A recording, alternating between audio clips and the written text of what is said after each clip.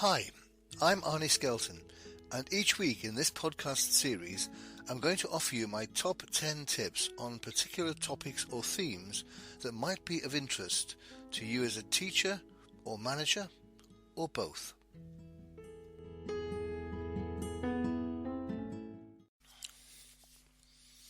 Hi, and welcome to this week's podcast, which is today all about memory. I'm going to offer you my top 10 tips on building and using a powerful memory.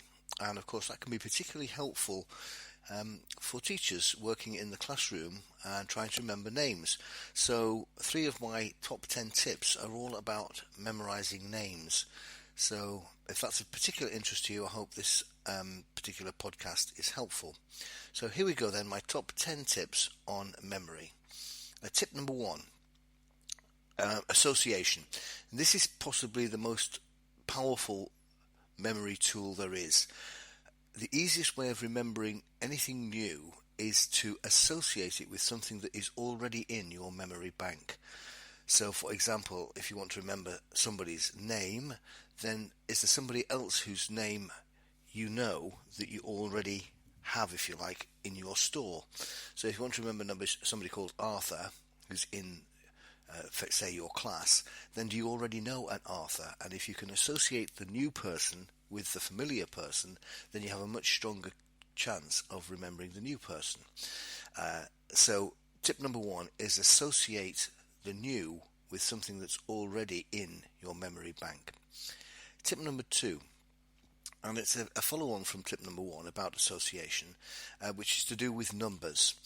Sometimes people have to remember numbers, for example telephone numbers, and a long string of numbers like 0161 437 7702, it's a lot to remember, isn't it? So you might want to think about chunking the number down and breaking it down into some smaller parts, each one of which can be associated with a particular memory you already have.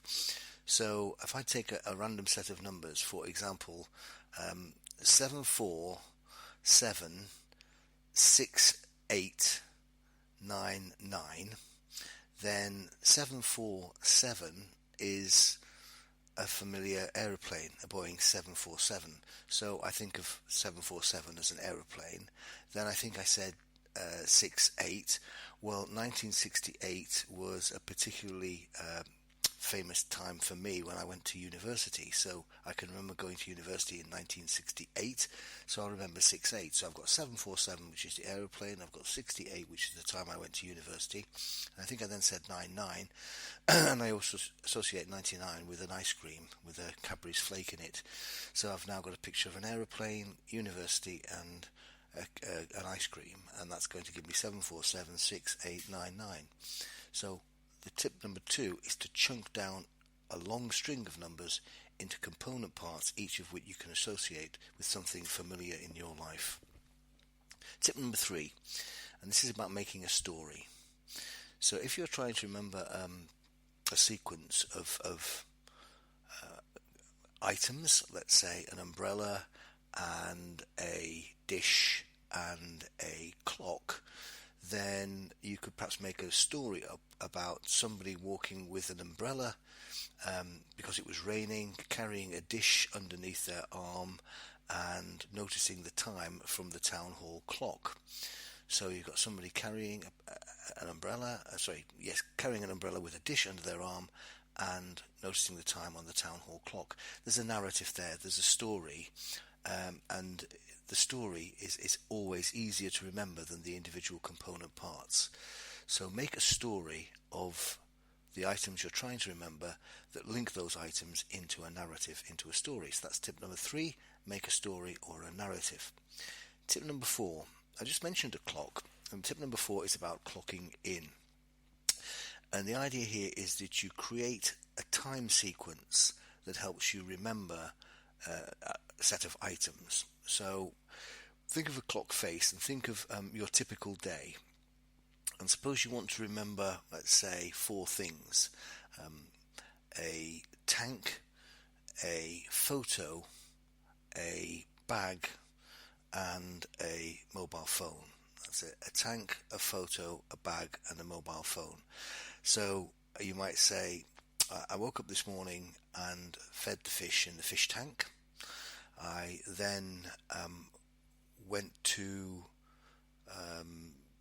the shop to pick up a photo that I'd had developed for me, that I then noticed that I needed to carry a bag with me to pick up the shopping on the way back from the photo shop, and I also needed to take my mobile in for repair, so that I fed the fish in the fish tank.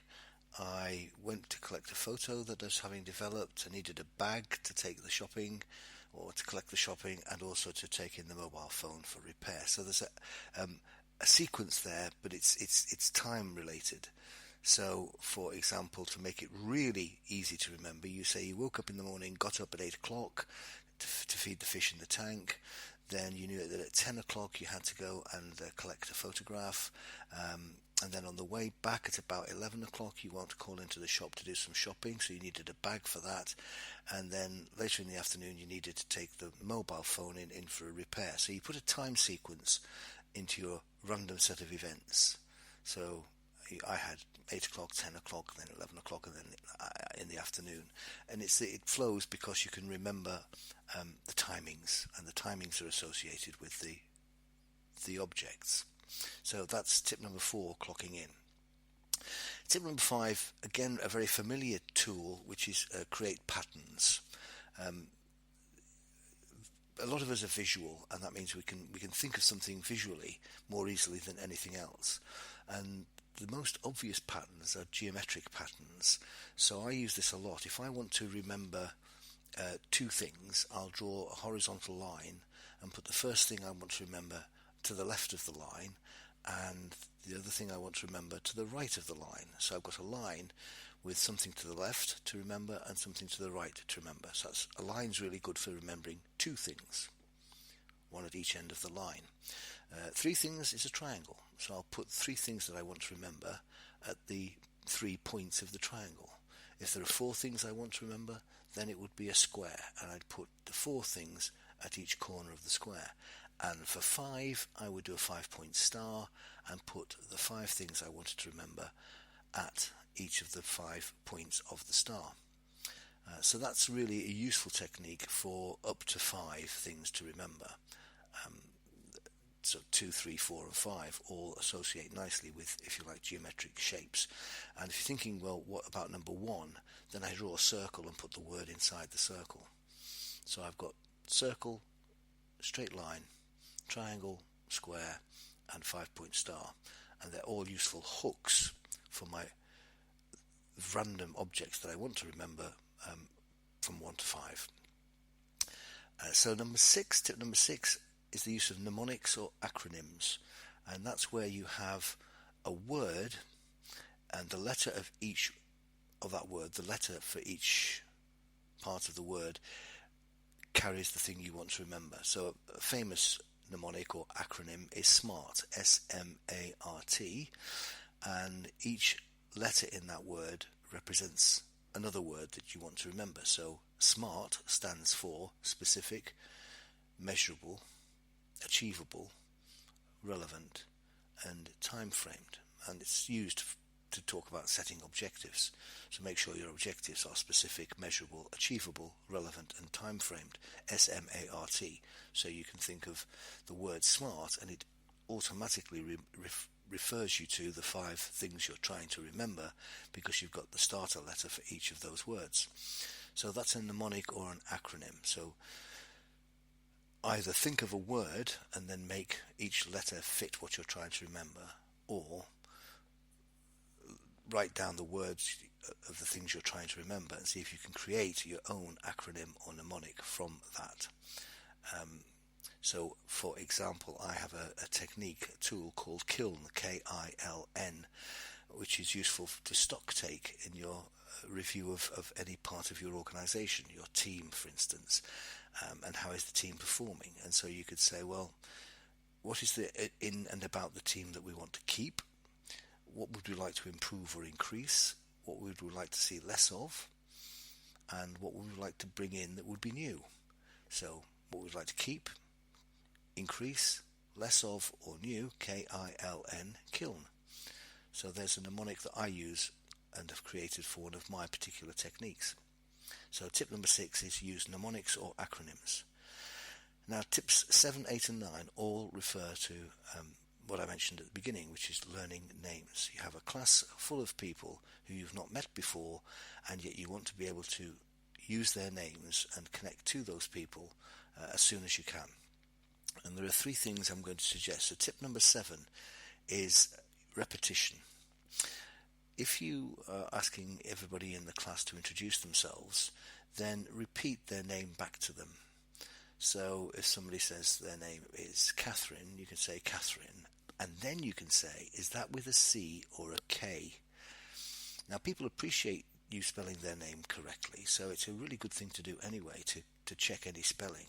But of course if they've introduced themselves as Catherine, and then you say Catherine, that's the second time you've heard or used that word, is that with a C or a K? And they say with a K, you say, okay, Catherine with a K. So you've embedded the word Catherine by repeating it 3 times. So you're already starting to build that person's name into your memory because of repetition. And it's amazing, many names will take that checker for spelling. Anne, is that with an E or without an E? Carol, is that with an E or without an E? Stephen, is that PH or V? People appreciate you checking their name is spelled correctly, and also it just gives you the chance to embed that name with that person. So that's tip number 7. Repeat their name and check the spelling. Tip number 8 is create a seating plan. So as they introduce themselves, write down their names on a sheet of paper in the order in which they're sitting, because that's going to help you with the next technique. But you have a seating plan showing each person's name against their seat. So if you have 5 tables with 4 people on each table, then you've got 20 people, but you've got them grouped already or chunked down into 5 sets of 4. So that just makes it easier to remember. 4 people around table 1, 4 people around table 2, and so on. So tip number 8 is create a seating plan which will help you memorize their names better. You've got a visual anchor for each name. And then that leads on to tip number 9, which is the 3rd tip about remembering names, and this is the one I think is the most powerful. Once you've had the class introduce themselves and you've checked any spellings and you've created a seating plan, then the very next thing you should do is give the class a group exercise to work on their tables. So give them a task to do. One that I use quite frequently is on each of your tables, if there's 4 of you on the table, find 5 things in common that you share. So what do the 4 of you share in common? And look for things that are a bit unusual or different. And whilst they're doing that, I'm remembering their names. So I go around the first table in my head and think that's 1, 2, 3, 4. That's David, Jeffrey, Susan and Brenda. David, Jeffrey, Susan, Brenda. Looking at my seating plan, looking at their names, picturing them, sitting there, seeing them. And you do this for the 4 or 5 minutes that you've given them to do that group activity. They, the class, the students, are completely engaged in the activity. They don't see you spending time remembering their names. They're not watching you, they're not aware of you, they're just getting on with the task. And of course, depending on how many names you're trying to remember, is how long you give them for a particular task. It could be a 2-minute task, it could be a 5-minute task, it could be a 10-minute task if you've got a lot of people in the room. And then you find that when you've checked that out and you make sure you do know their names, so you go around each table in your head thinking, I know their names, now I know their names, then I know their names, and then you bounce their names. So you go to the 3rd person on table 4, then you go across to the 2nd person on table 1, and then you go to the 4th person on table 3, and so on. You just keep flitting from one person randomly to somebody else, just to make sure you have all their names wherever they're sitting. And then when the exercise is over and they're ready to report back their 5 things in common, you can say to somebody on table 1, okay, David, what's your table come up with? And then you go to Brenda, what did you come up with? And they're quite impressed that you know their names, and they wonder, how do you do that? And it's because they didn't understand or recognise that whilst they were busy, so were you, busy remembering their names. So tip number 9 is give them group work to do straight away to give you maximum opportunity to learn their names as early as possible. And then finally, tip number 10, and possibly my own favourite, and I've saved this till the last, which is using numbers as anchors for words. And quite simply, what you do is you take the numbers 1 to 10 and create a visual for each of those 10 numbers. Now, it's up to you what kind of visual you create. I'm just going to take you through the visuals I have for numbers 1 to 10. So number 1 is a telegraph pole. So every time I want to think of the number 1, I think of a telegraph pole. My visual for number 2 is a swan. My visual for number 3 is a pair of open handcuffs, so they look like a 3. My image for number 4 is a toy sailing boat, so the sail is in the shape of a 4.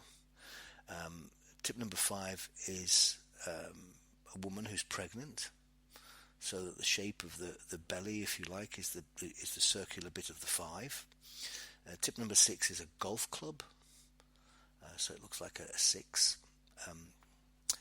Tip number 7 is the front edge of a ship, the prow or bow of the ship, the front edge where the name is. That's a 7. 8 is a snowman. 9 is a balloon held on a string. And 10 is either Downing Street, 10, or a gate where the post is the 1 and the swinging part of the gate is the 0. So there we have the numbers represented by an image. Telegraph pole, swan, open handcuffs, toy boat, pregnant woman, golf club, ship's front, the prow, a snowman, a balloon on a string, and a gate. And you remember those images, and you will always use the same images. And then what happens is you want to remember a random list of things, up to say 10 things. Then whatever it is you're remembering, you associate with each of those images for each number. So suppose somebody wanted I wanted to remember a radio. Well, I'd picture a radio sitting on top of a telegraph pole. Suppose somebody wanted I wanted to remember a bag of sugar. Then I would imagine a bag of sugar sitting on top of the back of a swan as it glides down the river. So I've now got a radio on top of a telegraph pole, and I've got a bag of sugar on the back of a swan. Number 3 might be a cushion. I want to remember a cushion. So I think of a cushion with an open pair of handcuffs sitting on them.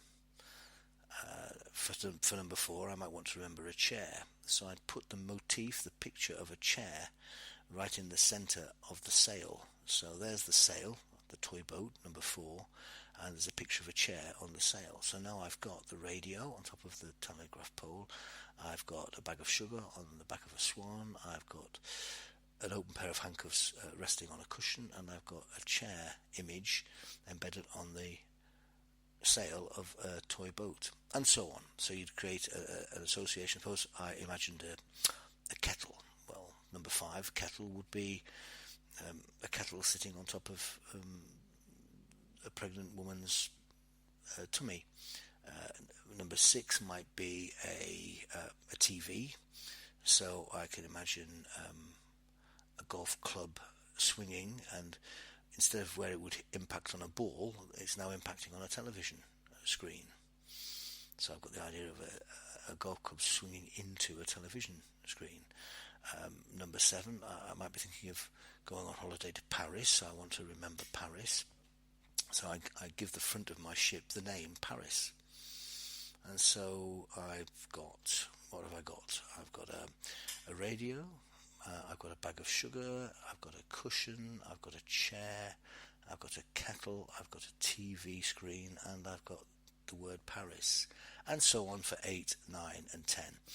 And once you have created a strong association with each of those numbers 1 to 10, then you'll find it pretty easy to recall them in sequence too, because you've got a very strong visual association of the image of what you want to remember with your anchor point of what your visual is for each of the numbers 1 to 10. So that's it. Those are my top 10 tips for improving your memory. Just to recap them again, tip number 1, always associate the new, the thing you're trying to remember, with something that's already in your memory bank. Tip number 2, in remembering numbers, don't try and remember the long string of numbers. Chunk the long string down into smaller component parts, each of which you can associate with a memory you already have. Tip number 3 is make a story or create a narrative linking the things you're trying to remember. Tip number 4 is put what you're trying to remember into the time frame of a day, 8 a.m, 10 a.m, 11 a.m, 2 p.m, that kind of thing. Tip number 5 is use geometric patterns to help you remember sequences of numbers from 1 to 5, sequences of items 1 to 5. Tip number 6 is to use mnemonics or acronyms like SMART. Tip number 7, the first tip about remembering names, is repeat their names back to them and check the spelling of their name. Tip number 8 is create a seating plan of their names. And tip number 9 is give them some group work to do immediately so that you can get busy remembering those names. And tip number 10 is create a visual anchor for the numbers 1 to 10, and then once you have those, whenever you want to remember a sequence of random objects, associate each of those objects with the visual you have for each of those numbers in sequence 1 to 10. So that's it. Those are my top 10 tips for improving your memory. I hope you found that helpful. Thanks for listening, and bye for now.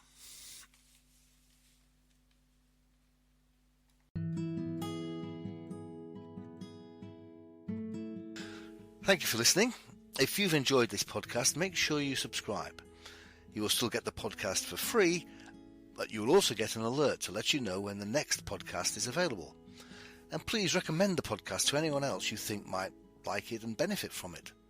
Also, I'd really appreciate it if you could leave a review and any other comment, because they'll help promote the podcast series on the relevant platform.